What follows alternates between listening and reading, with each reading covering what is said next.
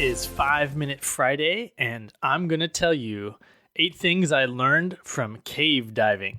The other week, I went cave diving for the first time. It was actually cavern diving because cave diving is an even more sophisticated version of cavern diving. Cavern diving is where you can still see the light at the entrance of the cave. Cave diving is where you are no longer in sight of the entrance. And they say that when you're at the turnaround point of a cave dive, when you're the farthest in, that you're farther away from help than the astronauts on the International Space Station.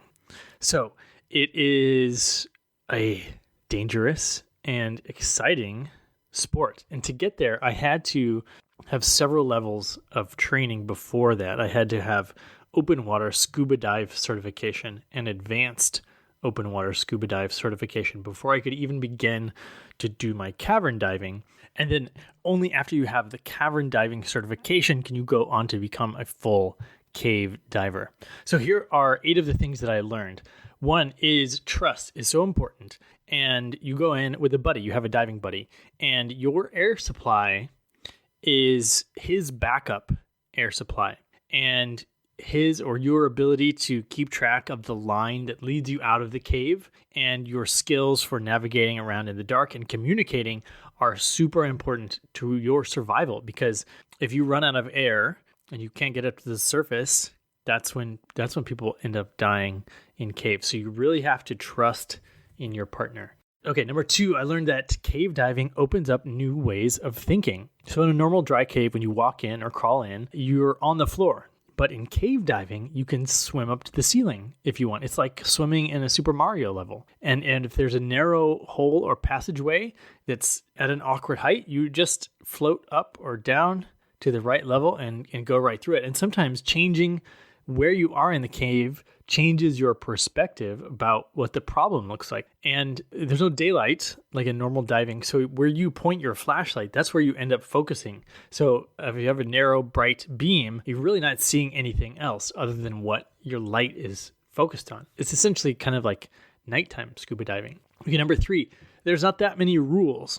The only rule is you have to get out alive, really. When you go in, you can take as long as you need, except for making sure you have enough air to get back out, which is the rule of thirds. You consume 1/3 of the air on the way in and 1/3 of the way on the air out, and save 1/3 of the air for your buddy on his way out in case he runs out of air. But as far as, like you have this thin little line on a reel that you're laying down and tying to rocks and placing along the floor of the cave. But I thought that I had to hold on to this line the whole time, but I just needed to be able to get to the line if the water was to get cloudy and we weren't able to see, so we could feel along the line to go out. So I assumed a rule that wasn't actually a rule, that you had to hold onto the line.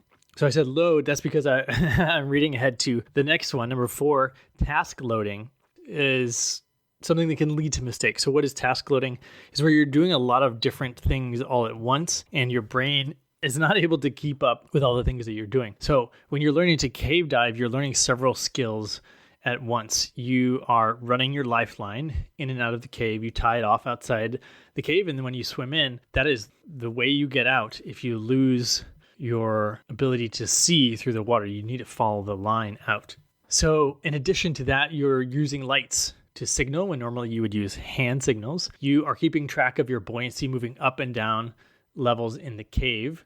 And you also need to keep your gear more streamlined so it doesn't snag on any rocks or overhangs or get tangled in your line as you are moving through the cave. You're also managing your air differently because, again, you need to come back with more air than normal on a normal dive. And in advanced caving, you may be quite deep. So learning to calculate how long of decompression you need so you don't get the bends is going to be important. But basically, these are all skills in addition to your normal using your breathing regulator apparatus that you would need as a normal scuba diver. So this is when mistakes happen, when you're managing too many things and you lose track of something and your air runs out, or you lose the line, or you lose your buddy or something like that. Okay, and so the next one, number 5, is about progressive mastery, giving confidence. I talked about how many certifications were needed to become a cave diver. And through this process, you're doing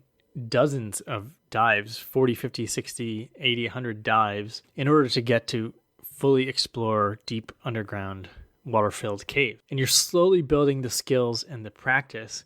And it's very scary. Obviously, we know that people die. So having built up this level of certification and getting good instructors and practicing and everything, it's a reminder that everything is learnable, everything is trainable, but sometimes it takes a lot of perfectionism and practice to get to the level that you want to get, which may be eventually full cave dive certification. Okay, number 6. As far as progressive mastery, having the right trainers and partners is really important. So I had a great dive buddy who has a lot more dive experience than I do. So back to the trust, I felt very confident in his abilities. He's been diving for over 20 years. And my instructor was well known throughout the world. Actually, I heard a story from another diver that weekend that said, if you learn from this instructor, there's a guy leading dives in Lake Powell, I believe. He said, if you worked with this guy as your instructor, you can come dive with me anytime because I know that you will be good. And our instructor was able to, it's not that he's a big name instructor. The reason he has this reputation is that he's able to pick out very small things for you to improve on, as in you should be half as close to your buddy as you are now. You should get closer so that in case they lose the air, then you can give them air. So he's picking out specific things. He said, oh, your feet are actually a little bit lower than your head. You need to maintain your horizontal buoyancy in the water. So it's very helpful, and you can improve much more quickly when you have a great instructor. Okay, number 7. In any field, there are always going to be people that are pushing the limits. And we actually encountered a team of divers while we were doing our certification. They had just completed a 17-hour dive extending the mapping of an existing cave system for miles underground, and they were down below the surface of the water by several hundred feet. So this basically was 4 hours of diving followed by 13 hours of decompression to slowly release the pressurized gas that had built up in their body from going so deep for so long. There's hardly anyone who is exploring to those depths. First, because you have to have all the skills.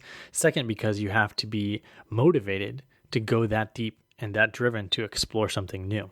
Okay, number 8. Stories are the best way to learn. Well, experiences are also a good way to learn. But throughout the weekend, in between dives, I would be asking all these experienced divers about their favorite dives and about tricky situations they had been in and stories about hard, challenging dives they had gone on. And so I was soaking up way more experience than I could possibly get doing 3 dives a day while cave diving. So I got a much more complete education than I would have if I had just done the diving certification, because I was surrounded by all these really experienced divers. And that is 8 things I learned from cave diving. Hopefully that was useful for you. It's always good to make analogies and try to think about the things that you're learning in one area of life and how you can apply them to other areas of your life. That actually helps lock in the things that you've learned, and it also helps you make connections between your neurons and thinking in different frameworks of thinking. If you did enjoy the show, I'd love to have you leave a iTunes review. This helps keep the show up in the rankings and helps other people find out about it. So if you would subscribe to the podcast and leave a rating and review, I will love you forever. And don't forget to go to DerekLaudermilk.com to get your guide to the top 10 ways to earn money online from anywhere in the world. And of course, you can check out the show notes for this episode and all the other episodes. Thanks so much for listening. Now it's your turn to go out there and be adventurous.